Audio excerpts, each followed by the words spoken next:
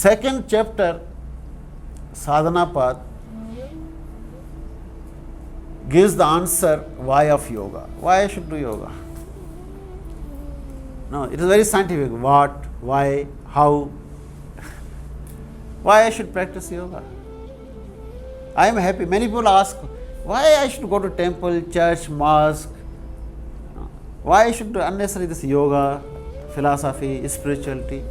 I am happy. I am earning my money. I am living my life peacefully. Why should I practice yoga? As long as I earn with honesty, without cheating others, why I should have this spirituality? So Patanjali answers this question, why of yoga? Second part is sadhana pada. Sadhana means practice. We have to be familiar with certain terms. There is always goal, practitioner and practice.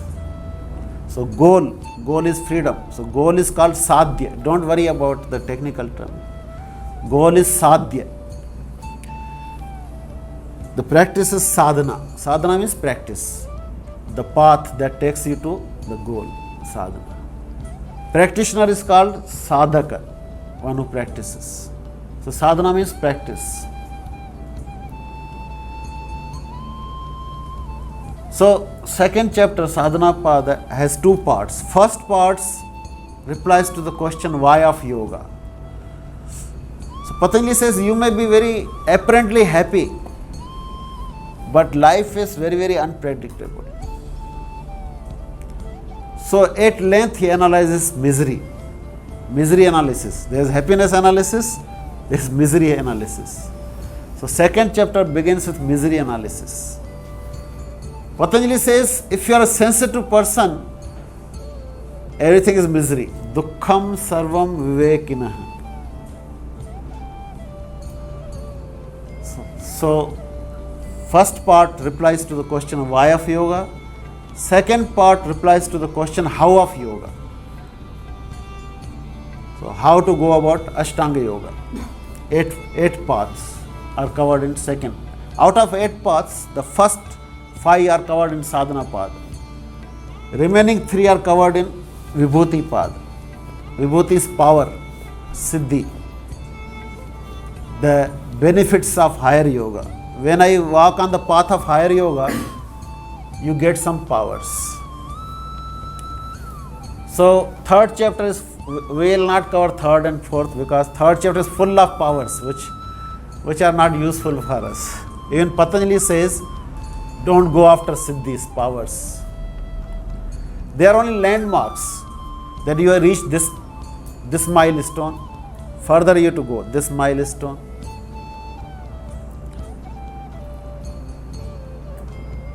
So they are just indication of how far you have progressed. Don't get stuck up there. But it's very interesting. You can read yourself. There is one term called Sanyama. Sanyama is mastery. What is Sanyama? Mastery of mind. The last 3 steps of Eightfold Yoga, Dharana, Dhyana, Samadhi. Dharana is deep focusing. Dhyana is defocusing, meditation, and Samadhi is super consciousness. Can I do all these 3? Very difficult.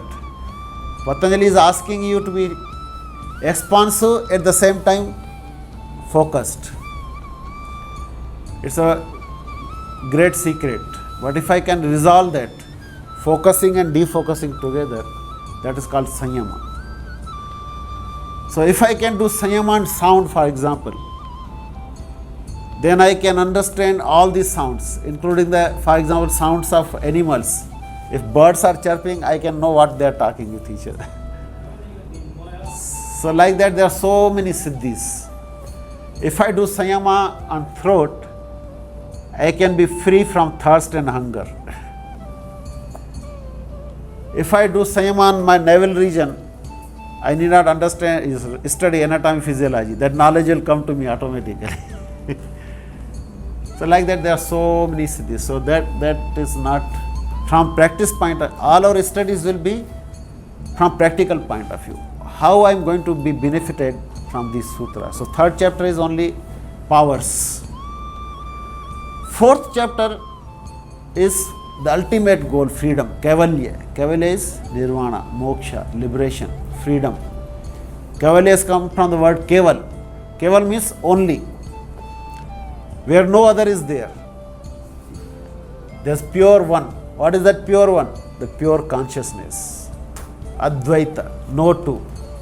Eventually, there's only one entity. So reaching that one entity, realizing that I am that pure one single entity. It is purely philosophical. Perception, how we perceive, nature of perception. In this book, Tao of Physics, there is a beautiful quotation on very first page by a great scientist, Heisenberg. He says, we don't see the world, that's Maya, illusion. We are under the spell of illusion. We don't see the world as it is. He says, how we perceive the world? Through our senses. What eyes, nose, ears report me. I see this is the world. But he says our senses are very, very limited. I can't smell many smells which a dog can smell. My eye spectrum is very limited. In class 6th, when first time I put glasses, it was very confusing for me. Because without glass, a particular coin, 10-cent coin, looked big. When I put the glasses, it looked bright but it looked small. So I thought, what is the actual size of coin, with glasses or without glasses? Because with glasses everything looks small, without glass big. So what is the world as I see with glasses or without glasses? What is the actual world? How a bird looks at the world with its tiny lens. How an ant looks at the world. World is as ant sees the world, as a bird sees, or as I see, or as elephant. Those days I thought elephants would have big eyes. Now I see elephants have also eyes as small as we. But then recently I saw one wonderful documentary, BBC, how animals perceive the world. Wonderful. I don't know how they make such movies. For example, eagle flying high in the sky has double vision, telescopic as well as microscopic, both together. From high in the sky, she can see mouse very clearly along with its surroundings. A particular species of monkey, chimpanzee, sees upside down. When people are watching the zoo, he sees all the people standing on the head in Shishasana. So how is the world? It is upside down as monkey sees. How we claim that our vision is perfect? Maybe that his is also all right. So how is the world actually? Because my fingertips are very sensitive, so I can feel heat and cold, soft and hard. So this is soft mat, this is hard surface. How a bird comes in contact with creation? Its beak is very hard, its claws are very hard. So how is the world as per bird? So this Heisenberg says our senses cheat us. They report world and we perceive the world as per report given by our senses. So what is the world actually? That is realization. So fourth chapter, very interesting. If you go in depth, theory of karma. We always divide white and black. He has used the term white and black, Shukla and Krishna. But then there is a gray area. So he says there are three types of action: good, bad, and mixture of good and bad. And he says be very careful when you desire something. Binding effect of desires is very nicely dealt at length in fourth chapter. Because God, call it God or nature, is very, very compassionate. Every desire which comes in your mind is like a seed. It has to fructify. So be very careful while desiring something. I got one funny email, one old man is there, 60 years. His life partner was very good, 60 years. But in old age, in our side, they say, Satya gaya hai. Means in 60 years, he start behaving funnily. So suddenly he has a desire to have a young wife, 30 years old wife he wants. So by chance there is one fairy, and she says, whatever you desire will happen. He says, I want my wife 30 years younger. So this fairy touches him and he becomes 90 years old.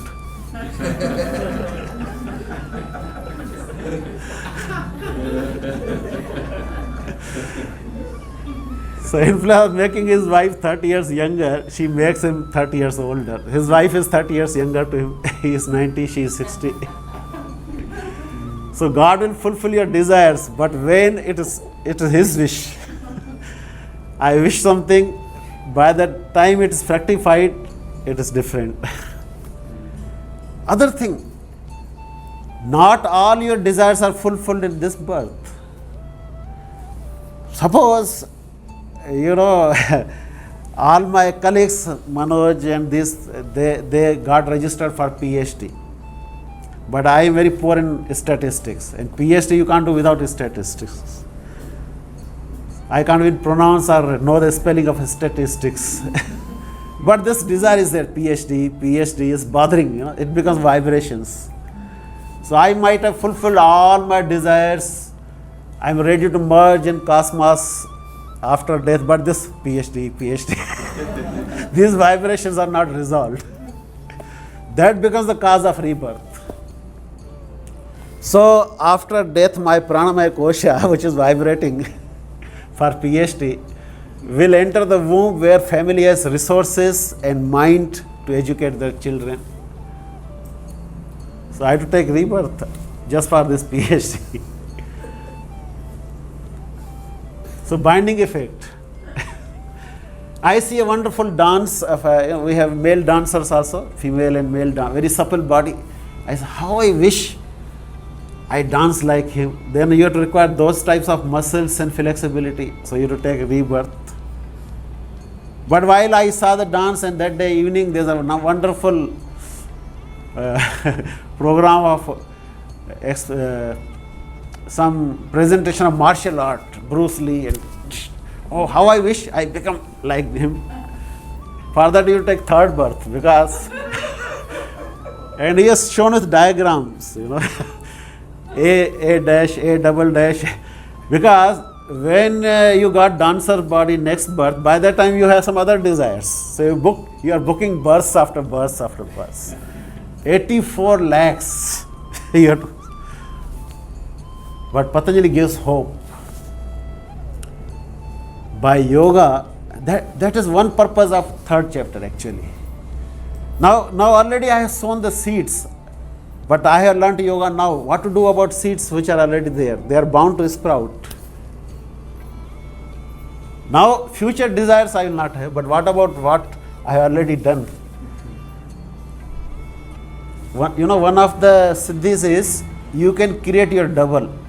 If you have seen Jurassic Park, now by taking your blood, how he created double, what is the process?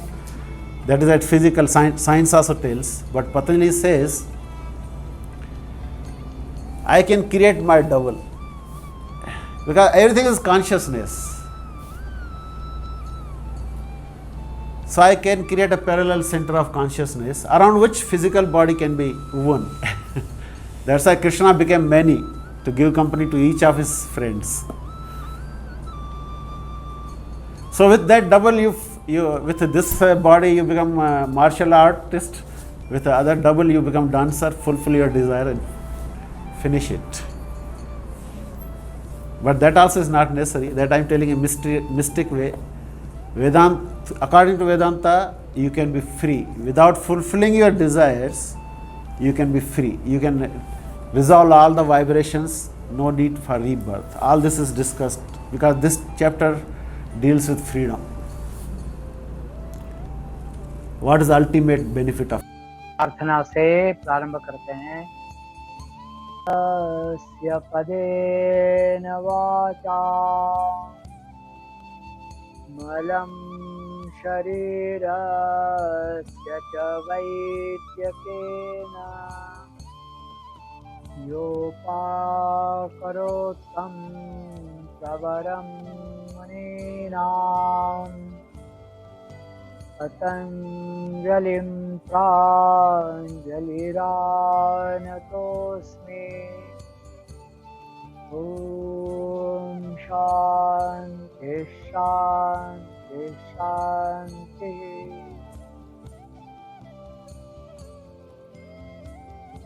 आत्मीय स्वजन, पातंजल योग दर्शन के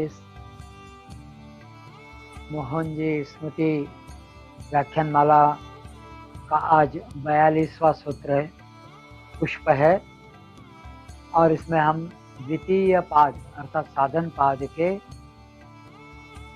30वें सूत्र पर पहुंच चुके हैं।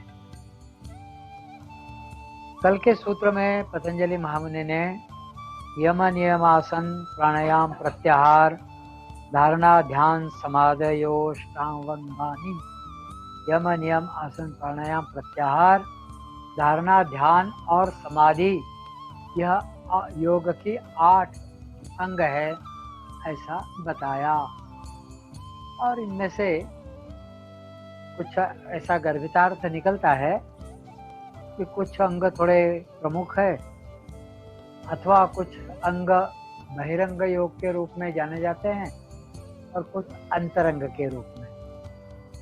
यम नियम आसन प्राणायाम और प्रत्याहार यह बहिरंग के रूप में जाने जाते हैं और धारणा ध्यान समाधि यह अंतरंग के रूप में जाने जाते हैं। इस पर थोड़ा सा विस्तार आगे चलकर हम देखेंगे, लेकिन इसमें एक गर्भितार्थ थोड़ा सा यह भी आया है, या जो साधक है वे कहते हैं कि इसमें से यम,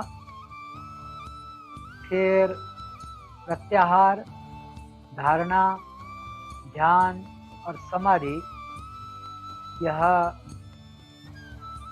साधक के जीवन में बहुत महत्वपूर्ण भूमिका निभाते हैं और उस अर्थ से वे भी उपयोगी तो है, लेकिन कुछ गौण आसन या उसके पूर्व नियम, आसन और प्राणायाम ये कुछ गौण हो सकते हैं। यहाँ गौण से तात्पर्य इतना ही है कि आयु के अनुपात में या शारीरिक स्थिति या व्याधिग्रस्त शरीर है, शारीरिक स्थिति ठीक नहीं है, तो उस परिप्रेक्ष्य में इनमें कुछ कमी बेसी आ सकती है या की जा सकती है।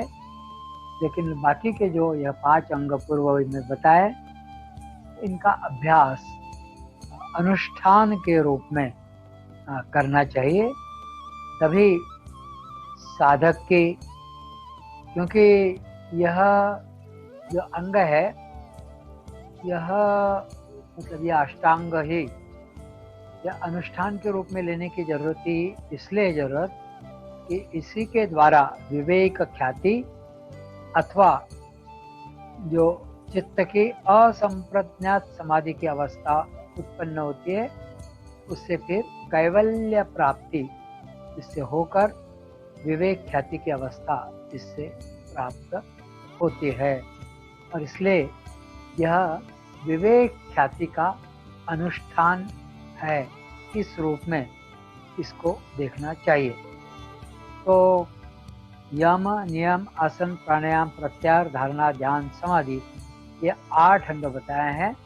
और जैसा कि कल कहा था, हम में से अधिकतर लोग इन शब्दों से और इन अंगों से भी परिचित है, लेकिन फिर भी इनमें से एक एक अंग थोड़ा स्थूल रूप में ही देखने का प्रयास हम करेंगे। तो पतंजलि महामुनि 30वां सूत्र देते हैं, अहिंसा सत्यास्तेय ब्रह्मचर्या परिग्रह यमाह। मतलब अहिंसा, सत्य, अस्तेय, ब्रह्मचर्य और अपरिग्रह, यह 5 यम अर्थात यम के उपांग इस रूप में पतंजलि महामुनि कहते हैं। वह यह कहते हैं कि यह 5 मिलाकर यम होता है। यहाँ पर एक क्राइटेरिया लगाने की आवश्यकता है और वह यह एक मूलभूत सिद्धांत कि यह कायिक, वाचिक और मानसिक, इन तीनों स्तरों पर इसको लगाने की आवश्यकता है। तो कायिक अहिंसा, जैसे अहिंसा सत्यास्तेय, तो कायिक अहिंसा, वाचिक अहिंसा और मानसिक अहिंसा, ऐसे फिर उसके भेद हो जाते हैं। लेकिन अहिंसा तो अहिंसा ही है। किसी प्रकार का चित्त में वैसा विचार न आना अर्थात हिंसात्मक वृत्ति उत्पन्न न होना और हिंसात्मकता से आगे बढ़ना, यह बहुत जरूरी है, ऐसा पतंजलि महामुनि कहते हैं। पतंजलि महामुनि प्रमुख रूप से इस बात को इसलिए देते हैं कि यह चित्त की अशुद्धि है। कौन सी? तो हिंसा या असत्य, या फिर आगे चलकर जो वो देते हैं अस्तेय, मतलब स्तेय, उसके विरोध धारती यह शब्द है। तो यह अशुद्धियां हैं चित्त की। जब तक यह अशुद्धियां दूर नहीं होगी तब तक कैवल्य प्राप्ति के मार्ग में रुकावटें या बाधाएं रहेगी। इसलिए इनको निकालने की, इनको दूर करने की आवश्यकता है, ऐसा पतंजलि महामुनि बताते हैं। तो वे कहते हैं कायिक अहिंसा, तो इनको डू नॉट्स के रूप में लेने की आवश्यकता है। तो क्या? डोंट डू हिंसा, तो डू नॉट डू हिंसा, यह उसका मुख्य भाग है। इसको समझना हमें जरूरी है। तो हिंसा यदि होती है तो वह इन 3 स्तरों पर होती है। इसलिए अहिंसा का पालन करना है तो इन 3 स्तरों पर। तो काया से भी अहिंसा का पालन करो, वाचा से भी अहिंसा का पालन करो और मन से भी, मानसिक दृष्टि से भी अहिंसा का पालन करो। तो कायिक अहिंसा कौन सी हुई? तो कायिक अहिंसा हमारे हाथ से, साधकों के हाथ से भी, सामान्य जनों के हाथ से भी निरंतर कोई ना कोई हिंसा के कार्य होते ही है। हम रास्ते से साधे चले तो हमारे पैरों तले न जाने कितने कृमि, कितने कीटक, कीट और कितनी चीजें दबकर मर जाती है जिनका हमें पता भी नहीं होता है। लेकिन यह हिंसा निरंतर होती है। तो हिंसा हमारे शरीर के द्वारा होती है, हमारे काया के द्वारा। अरे हम बिस्तर पर लेटेंगे तो उस चद्दर में न जाने कितने सारे कृमि, कितने सारे वायरसेस, कितने सारे जर्म्स, वर्म्स आदि होंगे। तो हम जो कुछ भी करेंगे, मैं बोल रहा हूँ तो न जाने मेरे मुंह से कितने ऐसे जर्म्स निकल रहे होंगे, बैक्टीरिया निकल रहे होंगे, और जो हवा में जाते ही उनको प्रतिकूल परिस्थिति का सामना करना पड़ता है और वो मर जाते। तो निमित्त तो मेरा शरीर और मैं बन रहा हूँ। ऐसा निरंतर हो रहा है। मैं श्वास लेता हूँ, श्वास छोड़ता हूँ, मैं अपने पलके झपकता हूँ, इससे भी मैं हाथ हिला रहा हूँ। तो हवा में स्थित न जाने कितनी सारी चीजें होंगी, वह मर जाती है और उनकी हिंसा होती है। लेकिन यहाँ पतंजलि जो कह रहे हैं ना, वह उसके साथ दूसरी भी चीज कह रहे हैं। यदि आपके मन में ऐसा कोई विचार नहीं है कि उनको आपने कष्ट पहुंचाना है या आप कष्ट पहुंचाना चाहते हो, तो यदि अनजाने में ऐसी कोई चीज आपसे घटित हो जाती है तो वह हिंसा की श्रेणी में नहीं आती है, ऐसा वे कहते हैं। तो कायिक हिंसा, अपने आप को तकलीफ देना, ये भी हिंसा है। ये सुसाइड वगैरह इन दिनों ये जो प्रकरण बचे हैं बहुत सारे हो रहे हैं, हम रोज इनको पढ़ते हैं, टीवी पर देखते हैं, जानते हैं। तो यह सारे प्रकरण ये कायिक हिंसा ही है। अभी अभी ग्वालियर में थोड़े दिन पूर्व एक लड़की ग्वालियर के किले पर गई अपनी स्कूटी लेकर, और पता नहीं न जाने क्या हुआ, क्या बातचीत हुई मोबाइल पर किसी से हुई, और उसने अपनी स्कूटी शुरू करी, ऑन करी, और स्कूटी की स्पीड बढ़ाई और किले की दीवार से उस तट से वह कूद गई। वह जाकर उसका पेड़ पर शव क्षत विक्षत अवस्था में लटका पड़ा रहा, उसकी वहीं पर डेथ हो गई और उसकी स्कूटी नीचे जाकर गिरी। और तब उसके घर परिवार के लोगों ने ढूंढा ढूंढ करी तो पता पड़ा कि वो किले पर गई थी। वहाँ देखा तो नीचे उसके कुछ कपड़े सपड़े दिखाई पड़े, जूते चप्पल दिखाई पड़ी। क्या है ये? अपने आप को तकलीफ देने की ये पराकाष्ठा है। इतना ही नहीं, तो कुछ लोग ऐसे भी होते हैं कि जो दूसरों को बहुत परेशान करते हैं।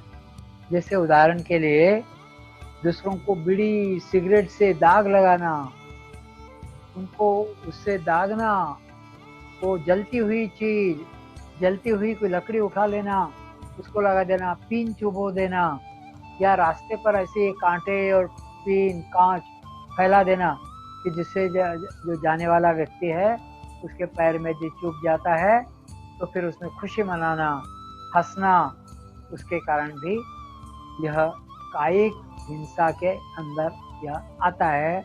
तो ऐसी हिंसा भी मनुष्य के मन के अंदर की यह अशुद्धि है, और इस अशुद्धि का क्षय होना यह जरूरी है।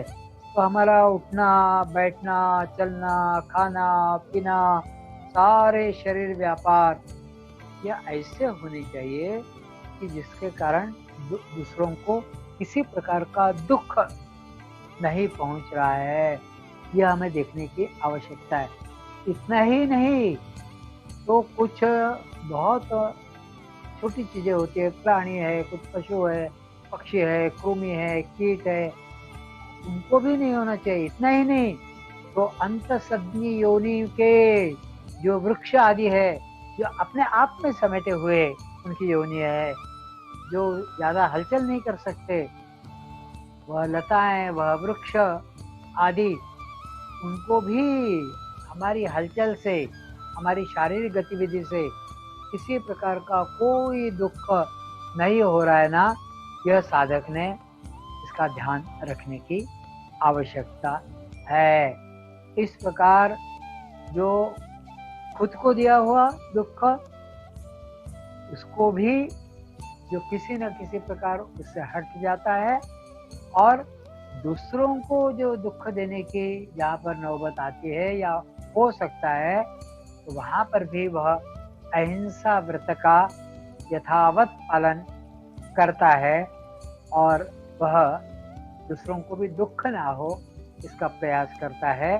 तो उसको कायिक अहिंसा ऐसा कह सकते हैं। इस दृष्टि से दूसरों को हमसे कम पीड़ा हो, और वह प्रयास जब साधक करता रहता है तो उसको अपने से दूसरों को कम से कम कष्ट पहुंचे इसके उपाय भी सूझने लगते हैं। इसकी ये विशेषता है। इस अहिंसा धर्म का पालन करने से धीरे धीरे मन में कुछ ऐसे उपाय सूझने लगते हैं कि उससे फिर आदमी हटता है। उदाहरण के लिए जैसे मच्छर है, तो मच्छरों को मारा जाता है। कभी कभी हम वह क्या लगाते हैं, वो कौन सा फ्लूइड होता है वो लगाते हैं। कभी कभी हम वो ऑल आउट, हाँ ऑल आउट, फिर एक अगर प्रकार की अलग प्रकार की वो होती है अगरबत्ती, मच्छर छाप, वो लगाते हैं। और फिर कभी कभी हम बिजली के इस पर भी कुछ टिकियाँ रख देते हैं ऑल आउट की बल्ब पर, या फिर कुछ जो दवाई वगैरह है वो हम छिड़कते हैं, तो उससे मच्छर वगैरह मर जाते हैं। तो जब मच्छर हमसे मारे जाते हैं तो फिर वह हिंसा तो हुई, लेकिन उसका उपाय भी सोचता है कि हम अपना कमरा साफ रखें, कमरे में कम से कम सामान रखें, कमरे में रोज झाड़ू पोछा लगे, कमरे में थोड़ा सा फिनाइल वगैरह डालकर यदि व्यवस्थित कमरा रखते हैं, चप्पल जूते कमरे के बाहर उतारते हैं तो गंदगी कमरे में कम से कम आएगी। कपड़े यदि हम अपने साफ सुथरे रखते हैं तो मच्छर आदि ज़्यादा नहीं होंगे, और फिर हम मच्छरदानी का उपयोग करेंगे तो फिर हमें मच्छर मारने की जो हिंसात्मक बात है वह थोड़ी सी कम हो जाती है। इस प्रकार अहिंसा के उपाय सूझने लगते हैं। उससे क्या होता है, मन की निष्ठुरता कम होती है, मन का जो सख्तपन है, या अरे थोड़ा मार दिया क्या हो गया, यह जो बात है, तो एक सद्भावना दूसरे जीवों के प्रति, जियो और जीने दो, यह बात उससे उत्पन्न होती है और धीरे धीरे यह बात बढ़ते जाती है। कुछ साधकों का ऐसा भी होता है कि जब वो कुछ साधना का अपना नित्य नियम से पालन करते हैं, जैसे मैं 12 बजे के पहले खाना नहीं खाऊंगा, मैं इतना योगाभ्यास करूंगा, मैं संध्या वंदन करूंगा, मैं तब तक पानी नहीं पीऊंगा, या मैं इतनी मालाएं करूंगा उसके बाद ही भोजन करूंगा। और इस कारण कभी कभी परिवारजनों को तकलीफ होती है, घर की महिलाओं को, स्त्रियों को परेशानी होती है, और उसके बाद उनका भोजन और उसके बाद बर्तन आदि धोना, घर के किचन की साफ सफाई, उनको बहुत कष्ट सहने पड़ते हैं। तो आपके अनुष्ठान के कारण भी दूसरों को कष्ट होना, यह बात भी कायिक अहिंसा के अंतर्गत आती है। तो ऐसी सूक्ष्मता धीरे धीरे हमारे अंदर आनी चाहिए। इसलिए अहिंसा व्रत का पालन करते हुए जो व्यक्ति ऐसी इच्छा रखता है, तो वह दूसरों को हमसे किसी प्रकार साक्षात पीड़ा नहीं होनी चाहिए, ऐसा बर्ताव वह करे, और अप्रत्यक्ष रूप से भी उसको तकलीफ मेरे व्यवहार से, मेरे वर्तन से होना नहीं चाहिए, ऐसा उसको लगना चाहिए और ऐसा प्रयास उसने करना चाहिए। इस प्रकार अपने शारीरिक व्यापार से, व्यवहार से अन्यों को, इतर लोगों को प्रत्यक्ष अथवा अप्रत्यक्ष रूप से पीड़ा नहीं होनी चाहिए। तो वह प्रयास जो है वह कायिक अहिंसा के क्षेत्र में आता है। मुझे लगता है थोड़ा आगे बढ़ते हैं। आप सब लोग जानते हो कि भारत का जो ब्रीद वाक्य है वह अहिंसा के संबंध में है ही। अहिंसा परमो धर्मः, ये हम सब लोग जानते हैं। तो इस प्रकार अहिंसा यह मानवीय जीवन का बहुत महत्वपूर्ण भाग हो जाता है। वाचिक अहिंसा भी होती है। अनेक लोग दूसरों को भड़काते हैं, जला दो ये फैक्ट्री, अरे इन लोगों ने यह सब ऐसा किया था, इन लोगों की पिटाई करो, अरे देखो वो भाग रहा है, वो चोर है, कुछ न होते हुए भी सीधे ऐसा कुछ कह देते हैं। तो यह वाचिक हिंसा है, जो दूसरों को उचकाने वाला काम, दूसरों को प्रेरित करने वाला, अपनी वाचा से, अथवा वह अपनी वाचा से दूसरों को गाली गलौज करता है, गलत शब्द प्रयोग करता है, दूसरे को मन से दुख होता है, अंदर से वह दुखी हो जाता है। तो वहाँ पर भी कुछ सावधानता रखने की आवश्यकता है, और यदि उसने कुछ ऐसे कठोर शब्दों का प्रयोग किया तो दूसरे जब दुखी हो जाते हैं तो वह वाचिक हिंसा होती है। तो इस प्रकार की हिंसा भी होनी नहीं चाहिए। कभी कभी उपरोधिक भाषा का उपयोग करता है, कभी कभी टोचने वाली बात, कभी कभी बहुत बारीक बात, पुरानी कोई बात याद करके उसको कह देना, ऐसा भी होता है। और वह सारा वाचिक हिंसा के अंतर्गत आता है। तो एकदम कड़क बात करना और एकदम कठोर बात करना, दूसरों को दुख होगी ऐसी बात करना, उसका उपहास करना, उसकी कुचेष्टा करना, उसकी निंदा करना। कभी कभी ऐसा भी होता है कि वह व्यक्ति सामने नहीं है तो उसके बारे में कुछ बोलना उल्टा पुल्टा, यह सारा वाचिक हिंसा के अंतर्गत आता है। या फिर कभी कभी हम किसी किसी को इतना जलील कर देते हैं, बहुत, क्या समझते हो, क्या है, और तुम मुझे कुछ समझते नहीं हो, और देख लूंगा, ये वो, यह सारा वाचिक हिंसा के अंतर्गत आता है। तो उस स्तर पर भी हमने यह वाचिक हिंसा को थोड़ा थोड़ा हमने इसको टालने का प्रयास करना चाहिए और वाग व्यवहार सुधारना चाहिए। तो उससे वाचिक दृष्टि से अहिंसा का पालन होगा। तो यह साधक के लिए जरूरी है। मानसिक अहिंसा, मानसिक अहिंसा व्रत का पालन करना, ये इन दोनों से, मतलब कायिक अहिंसा और वाचिक अहिंसा से, यह थोड़ा सा कठिन है।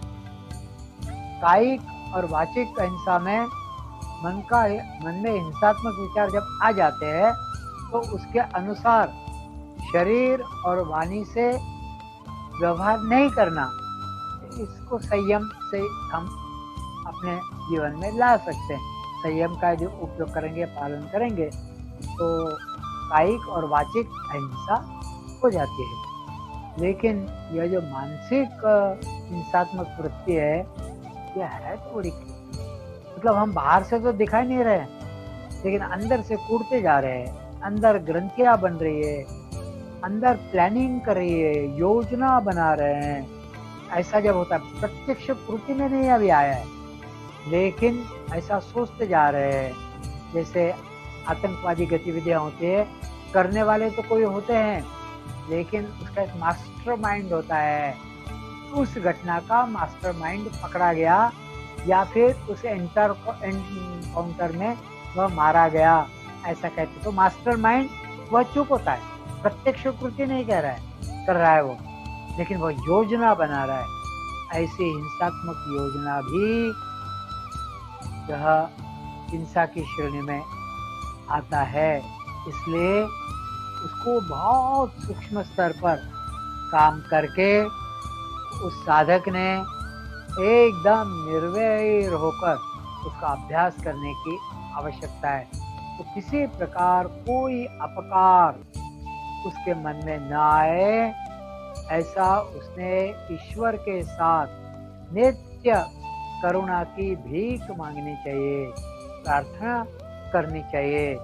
और यह भी नहीं सोचना चाहिए कि कोई दुष्ट व्यक्ति है, उसको किसी प्रकार का शासन देना चाहिए, मिलना चाहिए, ऐसा भी न सोचकर, जो हमने प्रथम पाद के 33वें सूत्र में देखा था, मैत्री करुणा मुदित उपेक्षा नाम सुख दुख पुण्य पुण्य विषया नाम। तो यह जो उपेक्षा की भावना है, यह उपेक्षा की भावना वहां पर लगाकर मानसिक दृष्टि से हिंसा के उस भाव से धीरे धीरे हटना चाहिए। उस प्रकार यह भी सोचना चाहिए कि सबका प्रेरक तो एक ही है, एक ही ईश्वर है जो सब में प्रेरणा भरता है। तो उसी का सतत अनुसंधान मतलब सतत विचार मन में रखना चाहिए। उसका यदि अनुसंधान मन में रहेगा तो अंतःकरण में किसी के बारे में भी क्रोध, द्वेष, उनके विषय में घृणा, किसी का अनिष्ट हो जाए, ऐसी कल्पना आदि भाव मन में उत्पन्न ही नहीं होंगे। और उस कारण अहिंसा की मनस्थिति फिर बनाकर रखना संभव है। तो यह मानसिक दृष्टि से अहिंसा हुई। तो अहिंसा के यह 3 भाग, काया, वाचा और मनसा, इन तीनों दृष्टि से अहिंसा का पालन करना चाहिए।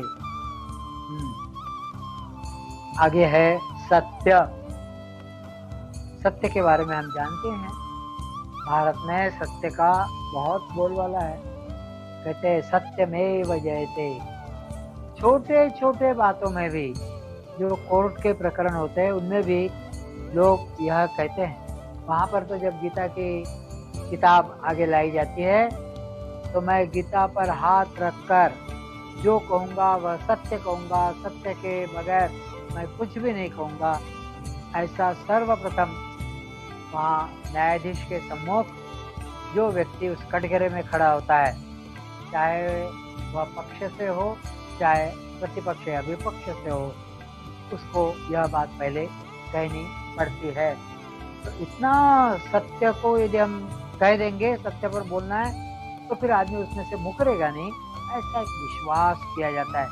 और सत्य की सामान्य बात तो यही है कि हम जो सत्य का जो विचार करते हैं या सत्य की बात जो मन में आती है, तो उसके संबंध में जो ज्ञान है, जब हम किसी से भी बात करते हैं दूसरे व्यक्ति से, तो उसके अंतःकरण में भी उस सत्य का ज्ञान उठना चाहिए। सत्य के प्रति उसके मन में आस्था उत्पन्न होनी चाहिए। ऐसा विचार मन में रहना यह जरूरी है। और ऐसा मेरे वर्ताव से, मेरे बोलने से, मेरे अंग विक्षेप से, मेरे अभिनय से, मेरे चित्त के बोध से दूसरे के अंदर वह संक्रमित हो जाना चाहिए। क्या? तो सत्य का भाव, यह है सत्यनिष्ठा। इतनी सूक्ष्मता से जब साधक विचार करता है, तब वह भीतर से उस सत्य का पालन करने वाला हो जाता है। तो सत्य का पालन कैसे होता है? तो सत्य का पालन राजा हरिश्चंद्र ने किया। इंद्रदेव याचक के रूप में जब स्वप्न में आते हैं और कुछ मांगते हैं, तो राजा मुझे तुम्हारा संपूर्ण समग्र राज्य चाहिए। और राजा हरिश्चंद्र तथास्तु कहते हैं और अपना संपूर्ण राज्य उनकी झोली में डालते हैं उस याचक के। इंद्र जो याचक का रूप धारण करके आया और दूसरे दिन अपना राज्य छोड़कर, वास्तव में स्वप्न में दिया हुआ वचन है, लेकिन स्वप्न में दिया हुआ वचन भी, उसका भी मैं पालन करूंगा। और फिर वह कितनी यातनाओं से गुजरते हैं, कैसे वह जो मुक्ति धाम होता है वहाँ पर वे रहते हैं और अनेक कठिनाइयों का सामना करते हुए वे वहाँ उस अवस्थाओं से गुजरते हैं। कहने का तात्पर्य है, स्वप्न में दिया हुआ विचार या बात या वचन, उसका भी पालन करना। और कुछ लोग तो अपने देश में ऐसे भी हुए कि जिन्होंने प्रत्यक्ष वचन दिया ही नहीं, ना जागृति में ना स्वप्न में, लेकिन उनके पिता ने वचन दिया, तो उस वचन का भी पालन करना है। प्रभु रामचंद्र के जीवन में हमने यह देखा, महाराजा दशरथ जी ने कैकेयी को जो वचन दिया था, उस वचन को पूर्ण करने के लिए जब उसने कहा कि मुझे वर चाहिए, तो मेरा पुत्र जो राज्याभिषेक उसको होना चाहिए, और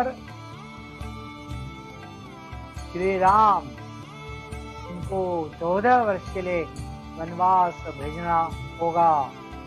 यह कहते हैं दशरथ की क्या स्थिति होती है, ये हम सब लोग जानते हैं।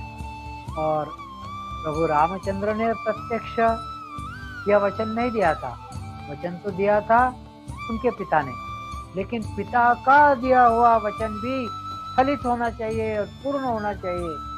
ऐसा ये जो श्रेष्ठ पुत्र होता है, वह मानता है। इतने बड़े सत्य वचनी इस देश में हुए हैं, ऐसी अनेकों घटनाएं यहाँ पर बताई जा सकती है, लेकिन हम अभी तत्काल उन बातों की ओर यहाँ पर नहीं जाएंगे। तो यहाँ पर सत्य का पालन करना सर्वाधिक महत्वपूर्ण जो बात है ना, वह इतनी है कि हमारे अंदर यह जो सत्य की बात या भावना उदित होती है, उसका संप्रेषण होकर हमारे सम्मुख जो व्यक्ति आता है, उसके अंदर भी सत्य पर निष्ठा स्थापित होना चाहिए और वह सत्यनिष्ठ बने। ऐसा हमारा अंग विक्षेप, ऐसी हमारी बोलचाल, ऐसी हमारी कृति, हमारा सब कुछ वैसा हो जाए। यह सत्य की सबसे बड़ी और ऊंची स्थिति है। इसका यदि साधक पालन करता है तो निश्चित रूप से सत्य फलित होता है। तो सत्य को, असत्य को अपने जीवन में नहीं आने देना, इस रूप में देखने की आवश्यकता है। यह बहुत महत्वपूर्ण है, यह बहुत महत्वपूर्ण है, क्योंकि जब असत्य कोई व्यक्ति बोलता है तो आप सब लोगों को पता है, हम सब लोगों को पता है, फिर उस असत्य को छुपाने के लिए बहुत प्रयास करने पड़ते हैं, बहुत प्रयास। अरे इसको बताया था कि नहीं बताया था, शायद मैंने उसको भी बताया था, लेकिन उसको तो मैं बता ही चुका हूँ, तो उससे भी छुपाओ, उसको भी छुपाओ, और यदि इनको मैं न छुपाऊं और बता दूं तो कभी उनका उनसे संपर्क हुआ तो वो बता देंगे तो आफत हो जाएगी।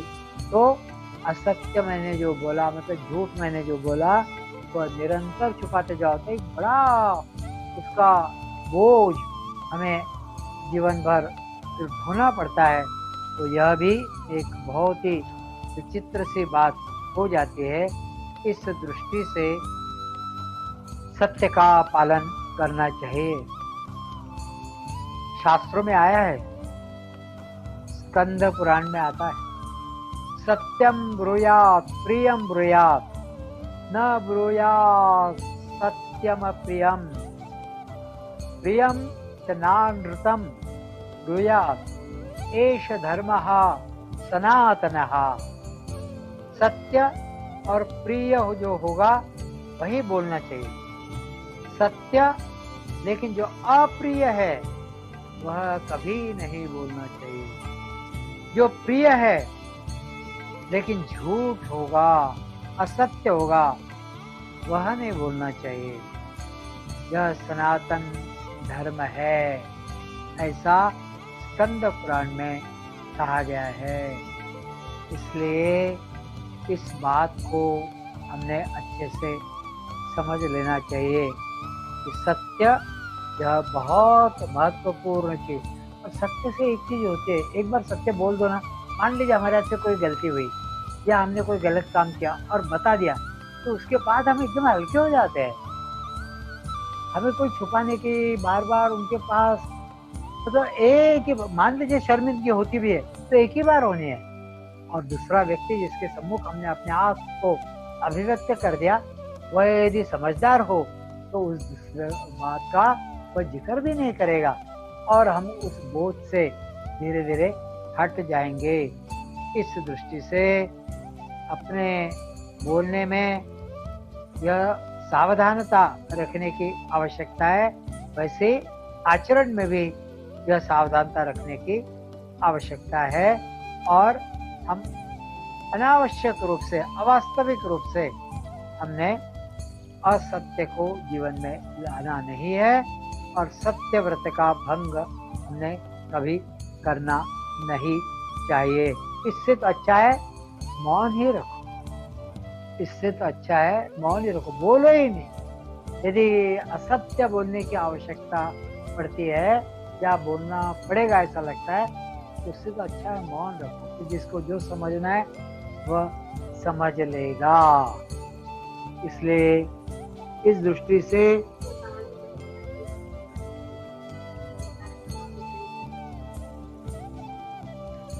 तो एक सुनीता ताई कह रही है कि वो कहानी बता दो, तो वह कहानी वैसे तर्क के साथ संबंधित है लेकिन सत्य के लिए लागू पड़ती है, वह बता देता। एक उथत्य नाम के ऋषि थे, साधना करते थे और सत्य बोलना यही उनके जीवन का व्रत है। उन्होंने व्रत ही लिया था कि मैं सत्य ही कथन करूंगा, सत्य ही बोलूंगा, असत्य कभी नहीं बोलूंगा।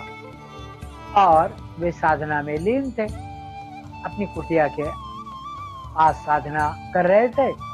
उतने में एक हिरण दौड़कर आता है और हिरण आकर उनकी झोपड़ी की तरफ चला जाता है।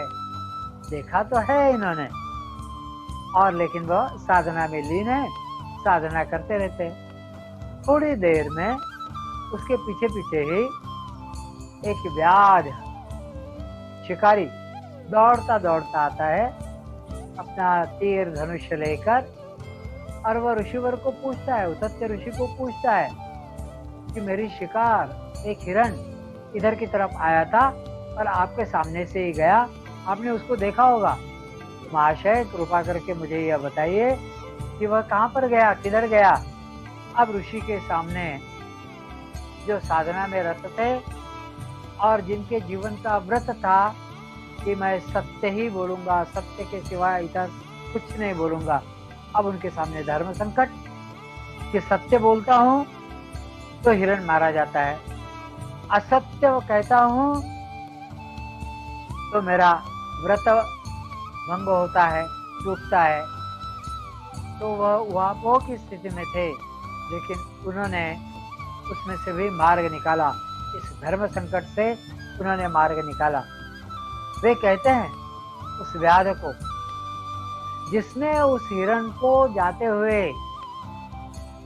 दौड़ते हुए, छिपते हुए, जहां से निकलते हुए देखा, वे मेरी आंखें वह बोल नहीं सकती, आंखें बता नहीं सकती, और जो बोलेगी वह मेरी जीभ बोलेगी तो जरूर, लेकिन वह देख नहीं सकती। उसने हिरण को जाते हुए देखा नहीं है, आंखों ने देखा, वे बोल नहीं सकते। जीभ बोलेगी लेकिन वह देख नहीं सकती, इसलिए यहाँ पर कुछ कहा नहीं जा सकता। ऐसा कहकर उन्होंने मौन व्रत धारण कर लिया और कहते हैं यह तर्क शास्त्र की निर्मित का बिंदु है। भारत में जो तर्क शास्त्र निर्मित हुआ वह इस स्थान से, जो आंखें देखती है वो बोल नहीं सकती, बोलेगी तो कुछ दूसरा ही कुछ बोल देगी, उल्टा पुल्टा हो जाएगा। जो जीभ बोलेगी वह देख नहीं सकती, उसने प्रत्यक्ष देखा नहीं है लेकिन बोल कुछ देगी, इसलिए गड़बड़ है, भैया ये तो नहीं चल सकता। तो वह परेशान होकर वह व्याध वहां से निकल गया। हिरण की जान बच गई। व्याध तो दूसरी भी कोई चीज खा सकता है, फल मूल कंद आदि भी खा सकता है और अपनी क्षुधा वह मिटा सकता है, इसलिए वह प्राणी वहाँ बच गया और ऋषि को अपना व्रत भंग करने की आवश्यकता नहीं पड़ी। इस प्रकार सत्य का पालन किया जा सकता है। आगे है अस्तेय, यह भी एक बड़ा व्रत है। स्तेय का मतलब चौर्य करना। अधिकतर लोग आप में से जानते हैं, कोई चीज जो दूसरे के अधिकार क्षेत्र की है वह अपने अधिकार क्षेत्र में आ जाए, ऐसा लगना, इतना लगना मात्र भी स्तेय कर्म है, क्योंकि उस वस्तु पर हमने अपना स्वामित्व आरोपित किया। जो भी ऐसा स्वामित्व आरोपित करता है, ये पेन यहाँ रखा है, यह मुझे चाहिए, कि बस यह स्तेय कर्म हो गया। चाहे शारीरिक रूप से प्रत्यक्ष उठाया, चाहे वाचिक रूप से जरा वो पेन ले आओ रे, और मानसिक रूप से वह पेन मुझे मिलना चाहिए, इस रूप में वह हो जाता है। इसलिए कोई और परस्वामित्व की वस्तु मेरे स्वामित्व में आ जाए, ऐसा न लगना, अर्थात उस वस्तु को मूल्यवान समझना, बस यहीं पर गड़बड़ शुरू हुई। उस वस्तु को मूल्यवान समझना यहीं पर। देखिए, यह सारी वस्तुएं, सारे रत्न, सारा धन, सारा वैभव इस पृथ्वी से, इस धरा से निर्मित हुआ है। आपके हीरे माणिक मोती रत्न पाचू आदि सारा कुछ इस भूमि से ही तो निकले हैं। इस भूमि के अंदर है क्या और इस भूमि के बाहर है क्या? इस भूमि में किसी ने निकाले नहीं और किसी ने निकाला। यह किसी के तिजोरी के अंदर है या किसी के घर के सामने टेबल पर रखे हुए हैं। इसमें कोई अंतर नहीं। इस पृथ्वी पर का भार एक अंश से भी, 1 ग्राम से भी ना बढ़ा ना कम। उस पृथ्वी के समग्र भार में तो वैसे के वैसे ही शामिल रह जाते। लेकिन हमारी बुद्धि, हमारी मनस्थिति उससे जो बिगड़ती है, बस वही है यहाँ पर गड़बड़ वाला। क्या होती है बुद्धि? कि मेरे स्वामित्व में रहना चाहिए, ऐसी अशुद्धि वहां पर निर्मित होती है। इसलिए मैं अनेकों बार उदाहरण देता हूँ योग टीचर्स ट्रेनिंग कोर्स के लोगों को कि जैसे यहाँ से क्लास खत्म होगी और वे निकले, मान लो ये रेलवे गेट है नीडम के पास, वो रेलवे गेट पार किया और उस साइड में गए और उनको रास्ते में एक अंगूठी पड़ी हुई मिल गई, कुछ सोने जैसी लगती है, तो क्या करोगे? ऐसा मैं जितने भी पार्टिसिपेंट्स होते हैं उनको पूछता हूँ। फिर वो अलग अलग चीजें बताते हैं। वो कहते हैं वहाँ जो लोग होंगे उनको हम पूछ कर यदि किसी के है तो दे देंगे। मैं कहता हूँ मान लो वहाँ कोई नहीं है तो फिर हम पुलिस स्टेशन में जाकर दे देंगे। मान लो पुलिस ने रख ली तो फिर हम ऐसा करेंगे कि मतलब कोई और कहता है कि हम किसी मंदिर में जाकर उस मंदिर की दान पेटी में डाल देंगे। अच्छा, मंदिर की दान पेटी में डाल देंगे। अच्छा, तो मंदिर में दे देने से वह ठीक हो जाता है। लेकिन मान लो थोड़ी देर के बाद वह व्यक्ति वहां पर आता है जिसकी अंगूठी खोई, फिर उसको कैसे मिलेगी? हाँ, ये भी एक समस्या है। फिर हम नीडम जैसे जगह पर हम रख देंगे। ऐसे बहुत अलग अलग प्रकार की।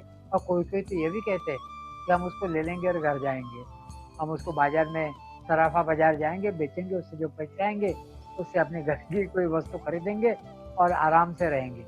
ऐसा भी कोई कोई लोग कहते हैं। बात क्या हुई?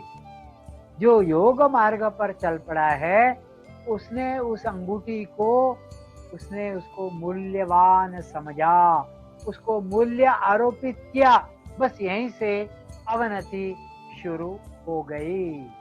अयोग की स्थिति यहीं से बनी। यहीं से मन का अशुद्धि का कारनामा शुरू हो गया। यह अनुष्ठान कर ही इसलिए रहे कि अशुद्धि का क्षय हो और धीरे धीरे साधक उस अशुद्धि क्षय से प्रज्ञा की ओर और धीरे धीरे असंप्रज्ञात समाधि से वह आगे बढ़कर वह मोक्ष स्थिति की ओर बढ़े और यह इस बात से वह समाप्त हो जाएगा। इसलिए हर बार कोई भी चीज करते हुए हमें उस मूल स्थान पर हमने उसको साधना के रूप में लिया है, इसका अनुष्ठान के रूप में लिया है कि चित्त में किसी प्रकार की अशुद्धि ना आए और इसलिए हमने वहाँ जागरूक अपने आप को रखने की आवश्यकता है। तो हमने अस्तेय इस रूप में लेने की जरूरत है। आगे रह जाता है अहिंसा, सत्य, अस्तेय होने के बाद ब्रह्मचर्य और अपरिग्रह।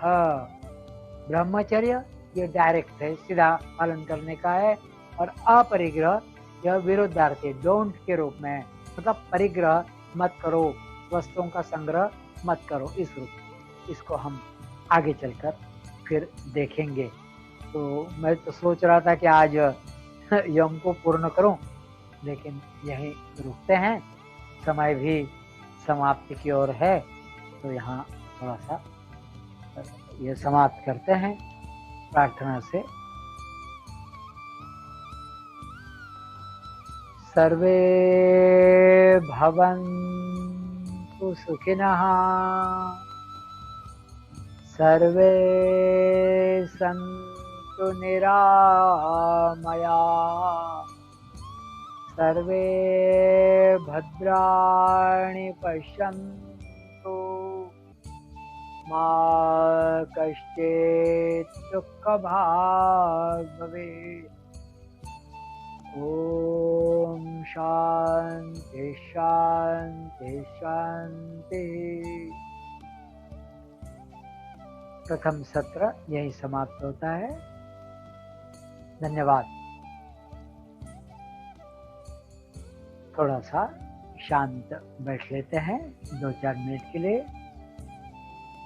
मैं यह मानता हूँ कि हम में से अधिकतर लोग दिन में जब जब मौका मिलता है, अवसर मिलता है, तब तब एक आध मिनट के लिए चुप शांत हो जाते होंगे।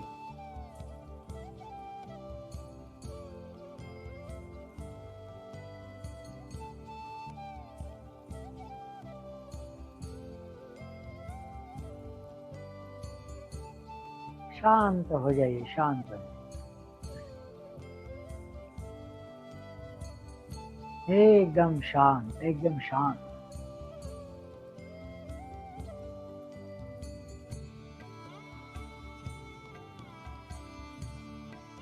शांत हो जाइए, सहज सरल हो जाइए।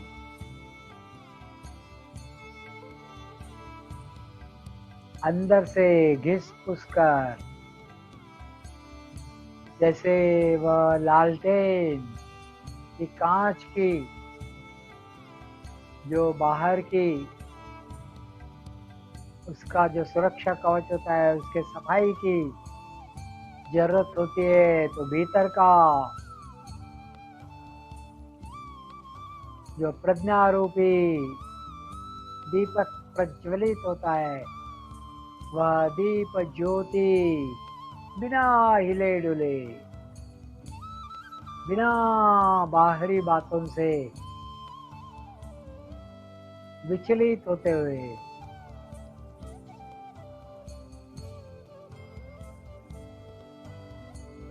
स्थिर हो जाती है और उसका समग्र प्रकाश बाहर आने लगता है और उस वातावरण को, आसपास के सभी क्षेत्र को आलोकित करता है। ऐसा ही अपने भीतर की प्रज्ञा को जागृत होने दे।